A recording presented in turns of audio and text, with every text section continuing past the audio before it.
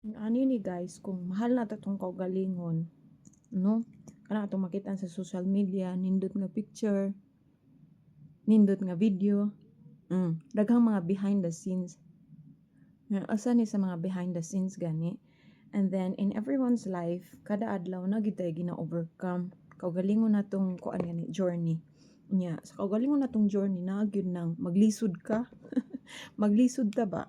Pero ang self-love is naglisod ka pero mo show up lang gyapon ka sa imong kaugalingon. Nga na gani.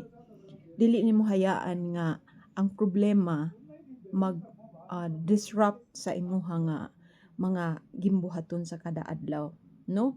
Whether ang goal para sa kaugalingon or sa mga anak or sa pamilya, sa balay, tanan diha dili nimo hayaan nga ang imong emosyon naglagot man ka or malungkot man ka, no? Pero syempre, kung nasakit ka, pahuway sa doy. Pero ako ipasabot pa nga, self-love is when you really show up for yourself, for your goals. Kung unsay ganahan nimong ma-fulfill gani. So, dili pwede nga kuan na ka, run by emotions. Pero lahi na ang usapan kung hinahanglan yung kang matulog ba. Kung di ka kinan hilamos, kay ngamig ang tubig, unya kana nga ilantan ka, di ka pwede mo kuan, hikapong tubig, lahi po na siyang istorya ha.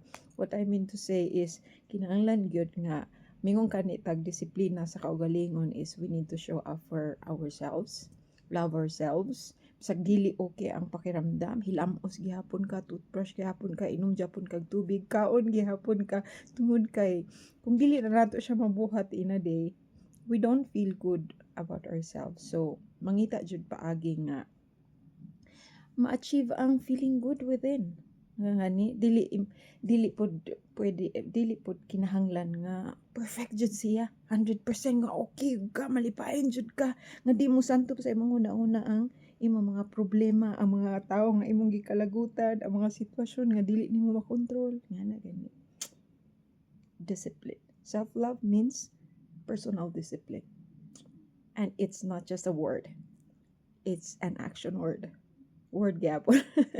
Action siya guys, no? Self-love is a verb.